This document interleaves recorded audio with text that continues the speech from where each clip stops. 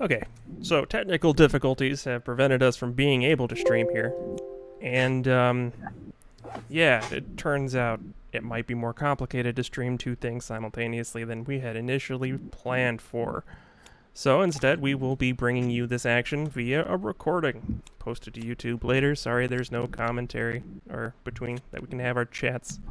But still, I'm TK. This is Jake. How you doing Yo, today, Jake?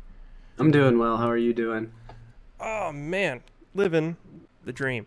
I'm gonna configure some settings here just to get some of this annoying stuff out of the way. Remove the top Cool. menu, apply. Gonna be exciting to see Dash. I wonder how many dashes have been in the season 2 of the Fab League. That's a good question. I think that Dash could be well positioned in a world where Starvo does not exist anymore. Yep, and I think that's why Ben has been exploring playing with her a bit. You have to cover your bases in these weird times of not knowing what the exact meta is going to be like, what heroes are going to rise to the top if Starvo goes away, or if Starvo doesn't go away. Um, you know what we're going to end up doing. So might as well cover your bases and have fun, right? Yeah, definitely got to give yourself as many outs as possible, and like not just as many outs as possible, but like reliable or viable even opportunities. Mm-hmm. Because And Dissolution Sphere is just such an interesting card. I At the first pro quest of the season, I was running Viscerai and faced off against someone on Dash, and they drew so perfectly into back-to-back Dissolution Spheres. So they basically kept me and my Rune Chance at bay for 6 straight turns, and that was pretty devastating. Um, so yeah, I don't know. Hopefully we'll see some Dissolution Sphere played and leveraged here to help Dash keep some pressure on while conserving lots and lots of life. I do think that's a strong possibility. Dissolution Sphere is an amazing card. I think it's really strong, even just like not even. Of course, it's obviously strong against Rune Chance. It prevents every single one of those. You don't have to pay for it. It's like Arcane Barrier being. Um, yeah, it's just not. Sorry, I'm trying to figure out some stuff here about the. It looks like the other stream is dead too. Okay, so we're both recording. That's fine. It's yeah, that's fine. Nothing for us either.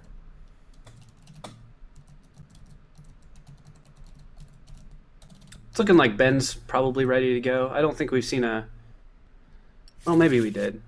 Did we see the die roll already? Yeah, we saw the die roll, but it was just evens. I think evens Oh, okay. odds. Um, Yeah, gotcha. but back to the conversation about Dissolution Sphere. Like against the against any aggro deck, Dissolution Sphere is great at just turning off any 4 attack.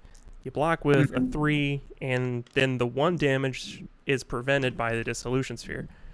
And I think what turned Dissolution Sphere in my mind from like a weird sideboardish card to just like worthy of not close to like a main part of the deck is that fact. Just being able to turn it from like just being able to turn all of your 3 defense into 4 defense.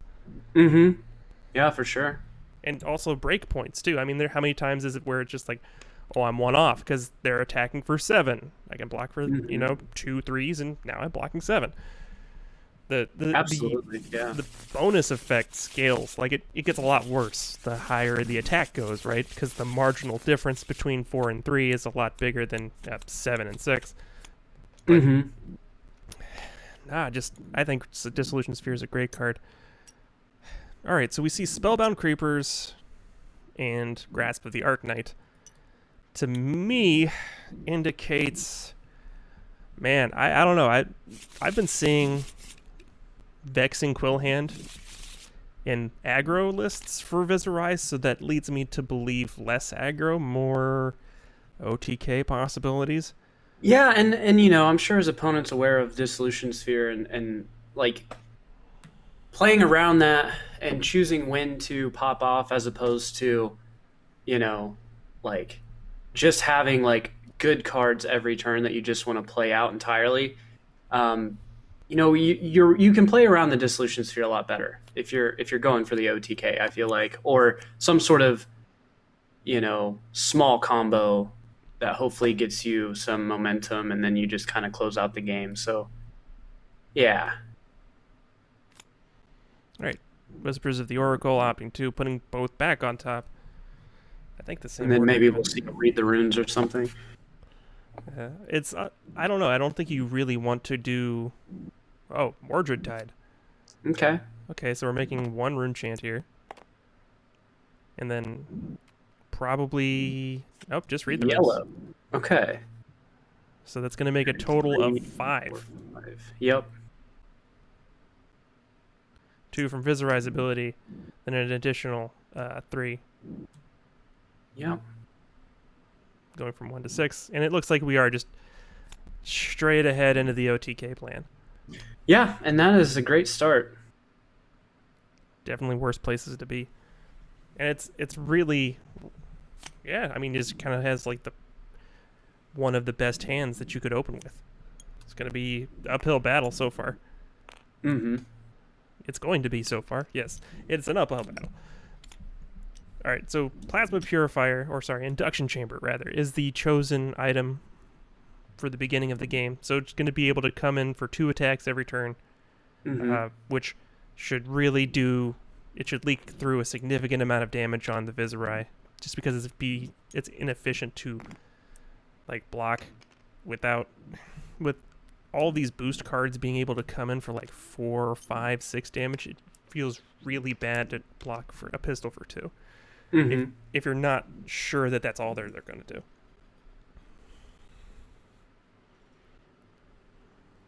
So let's see what we're getting. Yeah, so this is Combustible Courier. If this hits, Okay. this is like, just presenting inefficient blocking opportunities or getting rid of the equipment early. Because like you can block for 2. Ben does either have 1 the card in hand, so he's in a good situation because if that's an attack that costs 0, for instance, they can come in and get boosted, get that +3. Or if his opponent decides to block out, he just has hopefully a great card to arsenal for next turn. Yeah, because we're out of resources, right? Because this Combustible Courier, that costs 2, and we've loaded. I'm not entirely sure. And we did boost, and it pedal to the metal. We got go again. So yeah, comes in for 5. Go again, and he's probably going to shoot the pistol. And I believe this hit last turn, so this is for 5 with go again? Yeah, that's what I was thinking, 5.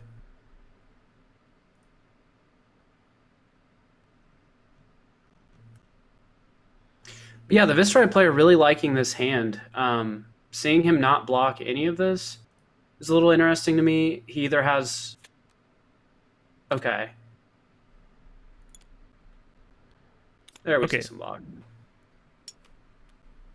Yeah, so blocking 5 there, creating health. It's strange to see a block with this red read the runes. I gotta wonder what else is in the hand here or what the plan is. Yeah, if I didn't see him block at all, then I would maybe take him off the OTK plan and think that he's just gonna, use those 6 rune chants to do some intense. Okay, but no, he's just got plenty of rune chant creating cards here. Yeah, plenty of gas. So this you couldn't really ask for anything better than this, I feel like. Yep, 6 rune chants, going to 12. So this has got to be something very significant if you felt okay blocking with the other red read the runes. And this is kind of insane that we're at 12 rune chants on this after the second Visorai turn. Yeah, that's 2 Mordred Tides already. It was a very lucky draw.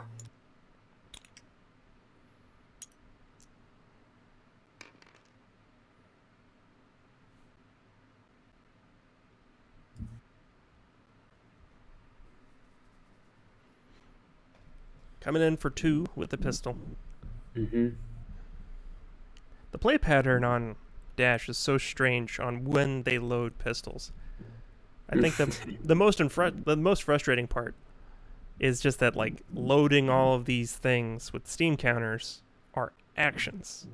Yeah. Yeah, it really lets your, ram's head and things like that get a lot of value as they break the chain continuously. Or even like being able to block with a skull cap twice in a turn, right? Mm-hmm. I mean, you can prevent 3 of the 4 damage on the key turnaround. I mean, that can be pretty big. And it's the same thing with Grasp of the Arc Knight. It's not the same thing for Skeletor, because you're not going to block with Skeletor the second time. Just... It's really rough. It doesn't make it... They're not making it easy for Dash to, put on a lot of pressure without any sort of interaction. Okay, block here with an attack action. This makes a lot of sense, because we've seen many non-attacks so far.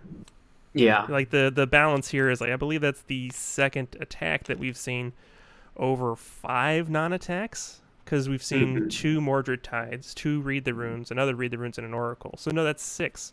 So we're 6 and 2 on 8 cards. That's a pretty rough balance. So he's heavily incentivized here to block with more attack actions, so he can get, like, just try to draw as many cards as possible and move forward to a Sonata. Yeah, and this turns a lot better for Ben here, because I think both of his attack action cards last turn were blues, and now we're getting to see some reds, which is, a lot better here. Yep, so previously on, the Dash Steam counter madness, we saw give go again, so then he could reload the pistols with the remaining 2 resources that he had, and now he's attacking. He's boosted with the Spark of Genius here. So this is an attack for 4 with go again.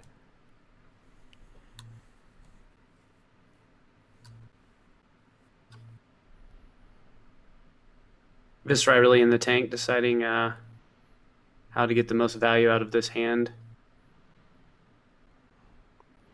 It's really rough to block with meet and greets, because with meet and greet, that is one of the best attacks to have available. When you... Oh, here we go. Yeah, Signal Jammer's nice. That will only allow Viscerai to play 1 non-attack each turn for the next 2 turns. So none of that tricky Mordred into Read the Runes. He could play a Mordred and then pretty much end his turn. This really punishes holding on to multiple non-attack actions. Because this is going to slow down everything. Instead of being able to draw, upwards of 4 or 5 cards this turn, at most Viscerai is going to be able to maybe put together 3 cards to draw. Oh yeah, and remember, imagine how powerful that would have been last turn or the turn prior, and just shutting down Viscerai's game plan, because we've already seen 2 Mordreds. I mean, it's a little unfortunate that we're at, well, for Ben anyway, not for his opponent, but we're at, turn 3 here, and he's got the 12 rune chance, seen 2 Mordreds, blocked with a Read the Runes, red, because he had another one in hand. So it's, the Signal Jammer, even though it came out relatively early in the game. Oh, whoa. Okay, he's going off here. Yeah. So attacking with this Rune Flash. And Ben's boots here, the accelerators, do have Arcane Barrier 1. This is too easy to just prevent all this damage. It seems like maybe I'm underestimating the power of this sort of mid-range plan that Viscerai is going on here, but just I don't know, preventing some of the arcane. And part of me wonders if this is in response to the Signal Jammer. Maybe he just can't afford to not do that. Pressure on him. But I don't know. I don't know how I feel about that. Because I guess in this scenario, what can you do? You can use your resources and effectively use Grasp of the Arc Knight. No, he is not. Yeah, so we're just blocking 3 on the 4 here, taking an additional 1 damage. So what is your non-attack of choice, sir? Right.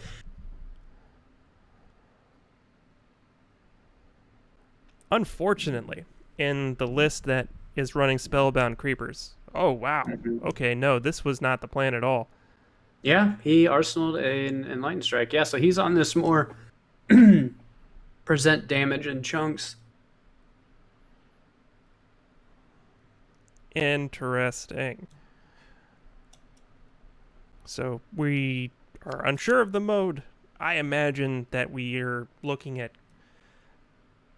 possibly just the +2 arsenal of this last card.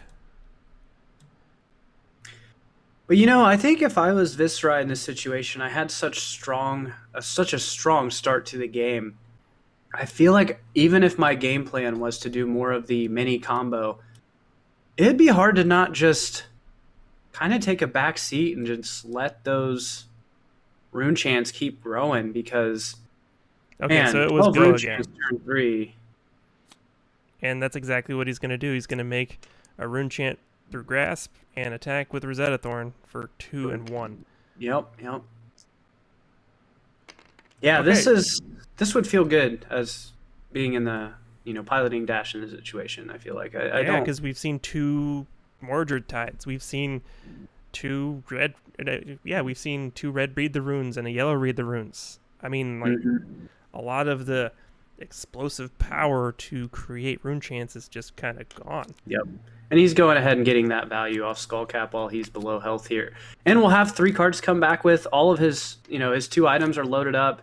Signal Jammer's going to hang out for a whole nother turn. This is feeling good so far for Dash. Yeah.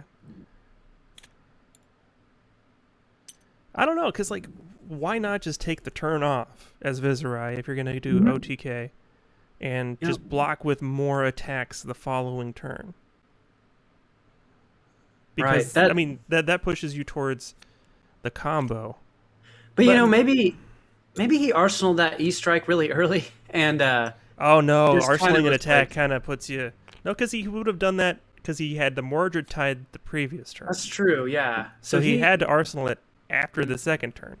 So he knew he wanted to try to probably pop off pretty soon there. Yeah, no, I think you're right.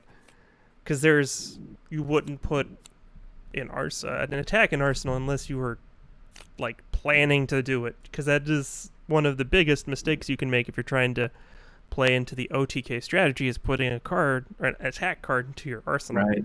Because Yeah, it's better to just not even arsenal if you're in a situation with 4 attacks. it just hampers your ability to keep the cards flowing and seeing all of the pieces come together. And it can even be like it's not the worst idea ever if you even just end up over blocking a little bit just to get a couple of those attack cards out of your hand in situations where you have your all attacks, Like there's other ways to kind of filter out some attacks and hope to draw into the non-attacks as Viserai. Okay, so we got a red red Mavrains, guys, and meet and greet. So 4 with go again on hit make 4 rune chants, 1 from meet and greet's ability, and then 3 from Mavrains, guys. And interestingly, the chance that this hits is absolutely 0. Yeah, I was gonna say, Ben's got perfect knowledge of all the threats that his opponent can pose this turn with him having no cards in hand or arsenal. Ben's not gonna let him get 3 rune chants off that Mavrian, and he's gonna, he could elect to take this 5 damage and still have a 4-card hand, but yeah, we'll see what he does. Well, he can prevent. Well, it's a little like all the items being. I don't know. There's quite a few yellow cards in Dash. Maybe it's worth to pitch yellow to prevent 2 arcane, but taking 5, going to 19. I mean, it all comes down to how much damage can Ben really output here. Okay, so he just took the arcane first, and now he's and then he blocked. So, keeping these 2 cards, it's possible that Ben's just going to shoot a pistol once or twice, maybe load up, and then try to drop another item that could really disrupt Viserai here. I know I'm sure he's running other signal jammers as well as the dissolution spheres we've chatted about, so curious to see what comes out here.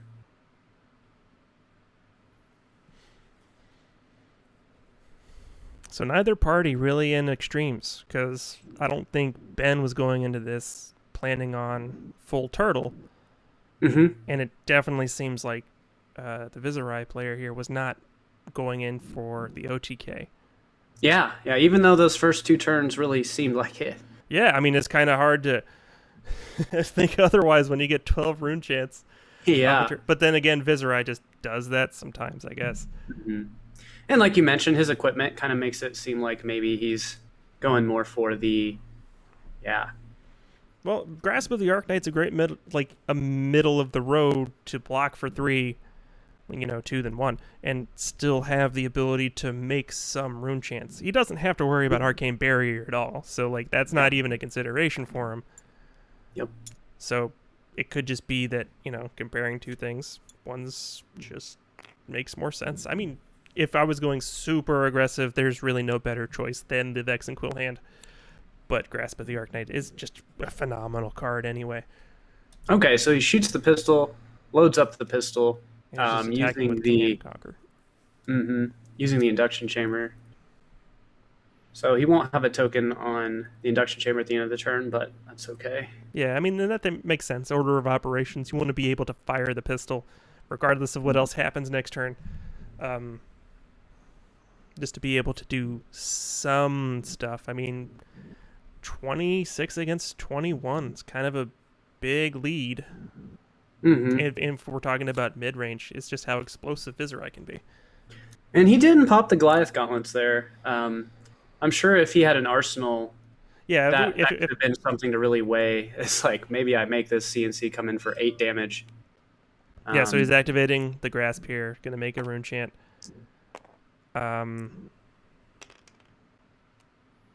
Sonata.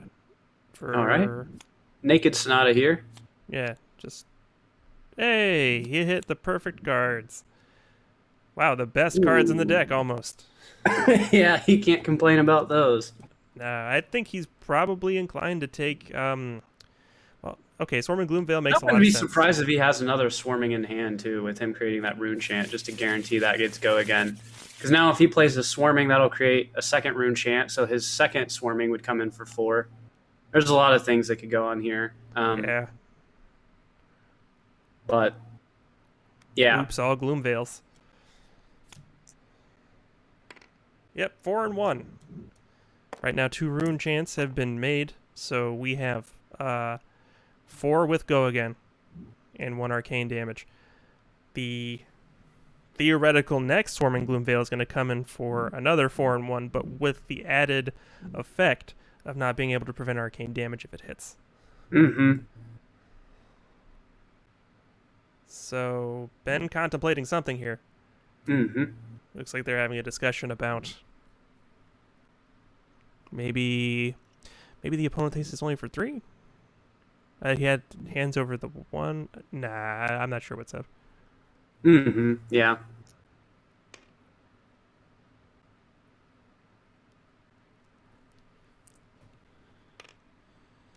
One rune chant. Yeah. Yeah, we put him on that. We knew. Not to toot our own horn, but we knew what that was going to be. So yeah, we're representing another 10 damage here, which is pretty big. I mean, like when 2/3 of your life total. Mm-hmm. And it's, I mean, so yeah, Ben elects to take the arcane, which is a little surprising. I think he could have a very effective pitch with the arcane barrier setup. Oh wait a minute. Yeah, okay, arcane barrier 1. I was thinking there was no, never mind. It's Ranger that has the gloves that are arcane barrier 1, the bullseye bracers. But no, these the Achilles accelerator, that's where your arcane barrier is. They got AB1, which is nice. They're also very, very good boots, but unfortunately when you pop them to gain your action point, you lose your AB1. So it's probably going to be something Ben tries to maybe do if he's confident he might be able to close the game out. Oh, he is taking it. He is taking 5. This is... Oh, no. Oh, devastating. So Ben has to block the 2 physical damage. Yeah, that is... That's 8 arcane, 2 physical. Going to 2. Yeah, block the 2 physical. That's... The only real option there. Yeah. What a great play by the Viserai player. Yeah, Just that was some serious phenomenal. mind games going on there with, oh, it's just a swarming. Oh, it's just a second swarming. You probably think I'm going to Arsenal this last card, but no. Okay, High we see why octane. Ben kept his hand Yeah, here. okay, high octane. Whenever you boost a card this turn, gain an action point. So the important part of this, so we are getting a block off of something. One Mm-hmm. boost so far. Is that you want to accumulate as many action points as possible. See, boost gives go again, so if you gain an action point off of high octane, you go from 1 to 2 to 3 to 4, however many times you boost. And you can translate all of these action points into pistols. Yeah, and ideally, you've got a plasma purifier on board already, so you can, do all of that. But since he does have these action points, he could theoretically drop a plasma purifier and then use it immediately. Whereas typically you kind of end your turn dropping an item. When on these high octane turns, you don't have to. You can just use one of the many action points you've accrued throughout the turn. But he'll be limited by the number of cards he has here as far as paying for things. Because to reload that pistol, even though it's got action points to burn through, it still costs 1 each time. All right, so paying 1, Here we go. This using is an great. action point for tome. Okay. And that gets him some life back, so that's what we want to see.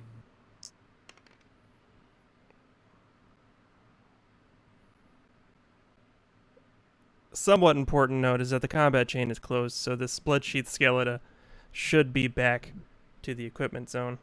Mm-hmm. Yep, Yeah, we're clearing it up.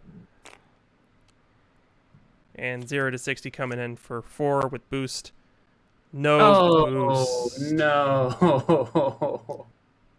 So he still boosts, so he gets the action point, but he is no bonus. That is unfortunate.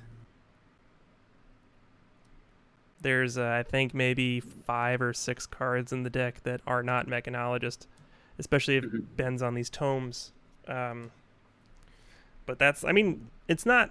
I don't think it's wrong to play a good number of cards that aren't Mechanologist. Just having a good ratio that you're most likely going to get to the boost action point, or the go again rather. Just because you don't need to hit it every time. And if you need to lean on that, then you should probably have shaped the game a little bit differently so you don't have to go all in on whether or not you banish a Mechanologist card. Yeah, that makes sense. Unfortunately, it seems like Ben has found himself in a situation where he might have to go all in on banishing Mechanologist cards. Yeah. However, we've seen 3, I believe, cards that are not Mechanologists, so they're about half of them, I would say. So 3 left in a 36-card deck.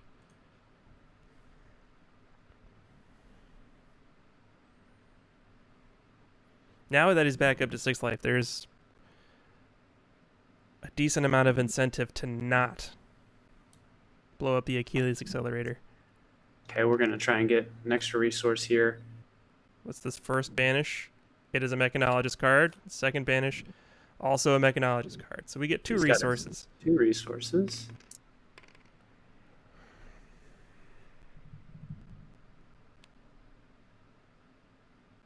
Let's see.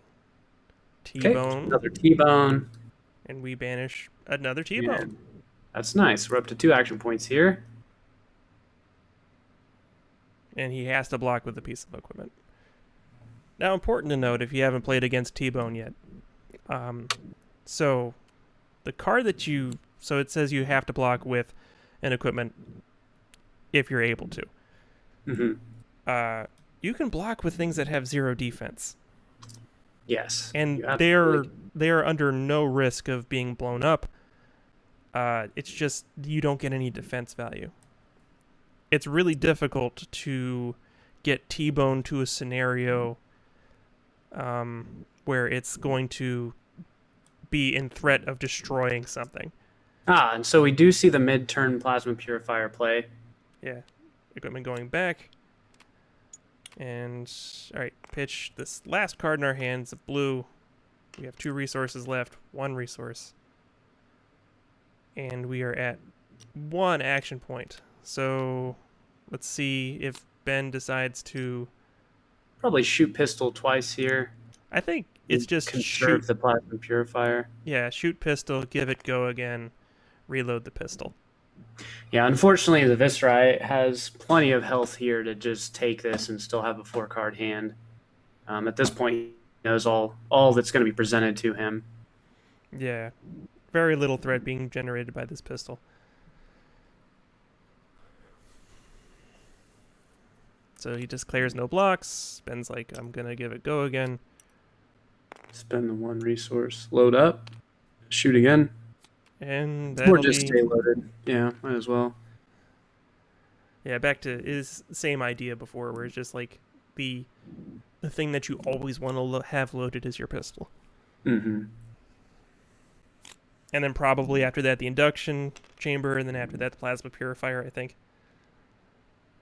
Because, like, if you have just the first 2 loaded, then that's 4 damage. If you just have the plasma purifier and the pistol loaded, then that's 3 damage. Uh-huh. Yeah, so now it's going to rain arcane damage. Yep. That's going to be hard to deal with. 2 blue cards. Yeah. Skullcap is very much alive here with Arcane Barrier 3.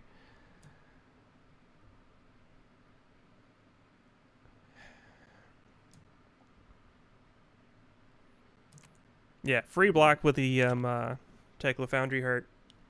Mm-hmm. 1-on-1.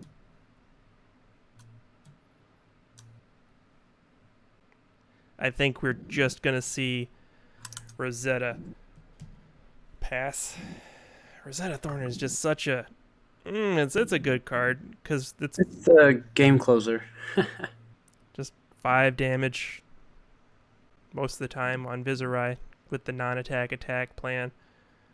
Because there's no non-attack attack that doesn't net you a Rune Chant. Mm-hmm. Unless you're playing, I suppose, Enlightened Strike in this list, or maybe a Command and Conquer, since they're non-Rune Blade cards. Even then, the only real consideration is the Enlightened Strike still.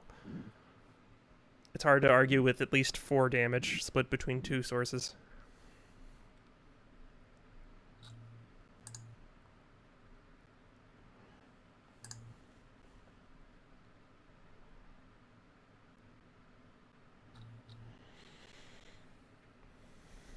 I'm not sure what the contemplation is here. When games get this close, every decision just feels a lot heavier. Because you never want to just throw away a game because you did something a little bit off. Mm-hmm. So we're seeing quite a bit of contemplation.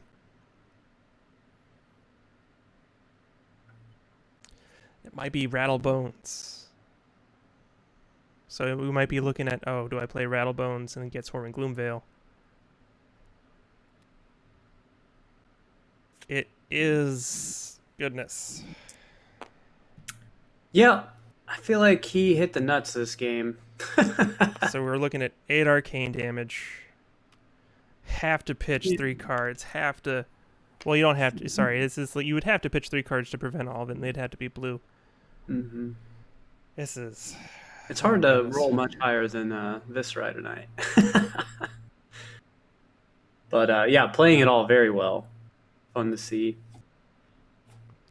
Ben getting to experience, at least one big fun turn there. Had to take quite a bit of damage to get there, but yeah. It's unfortunate that... Mm-hmm. So yeah, I am very impressed. I would like to know more about what the initial game plan was from the Viscerai. I would say actually if having these Revel and Runebloods kind of makes it clear that OTK was not the plan. Yeah. And if Ben would have drawn into a Dissolution Sphere during his last turn and just not shot a pistol and ended his turn with that, there's this dash deck. I think it can be a lot better into Viserai. This is definitely not the best representation of how this matchup can go. But this particular game definitely speaks to some of the tricks that Viserai can get up to. Yeah, and he has a dissolution sphere at this point. He had boosted one of them prior, but yeah, I don't see how Ben comes back from this. It's very difficult because like that was just a 4-card hand. Yeah, and it still did so much. And like if we get Rattlebones, or I mean, we still haven't seen the third Mordred Tide. Mm-hmm. And plus, like the Skeleton is still alive, so like we have a huge discount here. Spellbound Creepers untouched. There's still a lot of available resources to close gaps. Anything is like it shouldn't be that hard to close out just an extra 3 damage, no matter how defensive. Yeah, I wouldn't be surprised if they're just chatting and the game's over right now. Because Ben's not drawing up. No, he did. He's at 4 cards. Oh, okay. Yeah, TTS things. TTS. Yeah, I see your ping went up to like 174. Yeah. On my screen, everyone else's pings are all crazy. But okay. I was thinking that maybe just thrown it in here.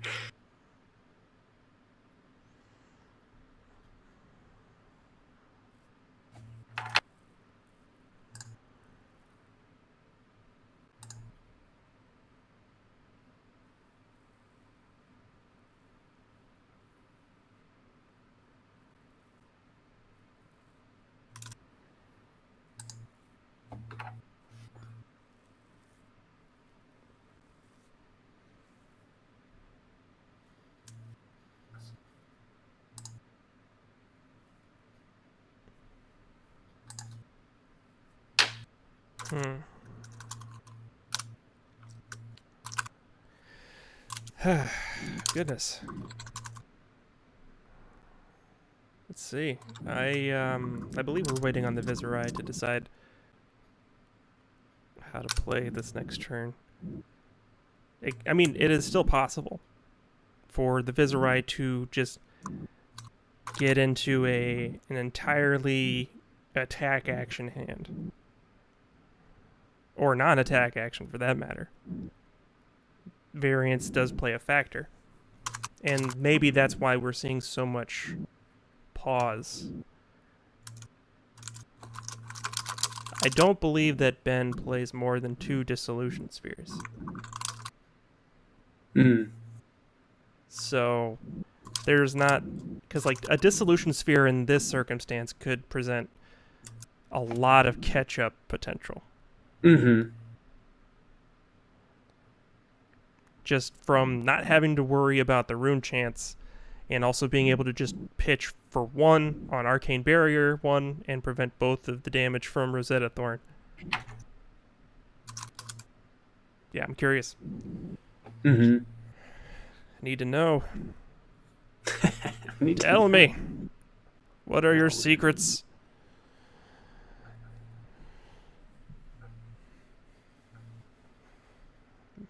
Man, I don't know. I mean, this also shows that there's a lot of game going into Viserai without Skeleton. Up here is the third Mordred Tide. Okay. I'm sure his opponent, I'm sure Viserai wasn't thinking really long about which card he was playing first. All the thought, I'm sure, went into the next sequence of cards. I don't know, man. We might just only see a Rosetta here. I don't know why, but it's possible. Yeah, I'm thinking a Rattlebone. Oh, no. He's trying to figure out how to get the most value. I don't know if you watched that Majin Bay interview from the Instant Speed podcast, but that player jokingly says, like, you only have to think 2 times during a Viserai game, and it's when you play Sonata, and the other one is when you play your Rattlebones or something. He said something like that. I thought that was funny. Yeah, putting this together, I mean, it might be I don't know of a combination of good blocks that deals with all of it. Because I think the best you could manage is to prevent 3 of the rune chants, take 1 of them, block 4 here, but then that really sticks. Like, you don't have any equipment to prevent damage. And you can't take 1 from the Swarming Gloomveil because you just lose the game. Mm-hmm. This is a really tight spot. I mean, I really, I don't know what Ben's going to do here. So, yeah, there's goodness. All right. Leading off, playing 3 for Take 3 1. of the rune chants, paying 5. Oh, and there's the 3rd Dissolution Sphere, so it looks like he was running 3. So there's 6, and all you can do is block 1 more and take 5. That's the game. Mm-hmm. So, I mean, there was a chance if the opponent had a dud hand to come in with a pistol attack, play the Dissolution Sphere arsenal card, and then really have a shot at bringing it back. But it wasn't in the cards. Yeah, so, I think Ben was in a good position right after the Viscerai player popped all those 12 rune chants and came in. I think where things went sideways was Ben had that really had a hand that presented a lot of potential damage with the high octane, with the Tome of Fendel. Like that could have gone a lot of different ways. The unfortunate thing is it seemed like all of the card draw luck got absorbed by Viscerai whenever he played that Sonata for 0 and then ended up with 2 Swarmings and a Revel turn. That got him down to 2 health. That's hard to come back from. It's pretty strong.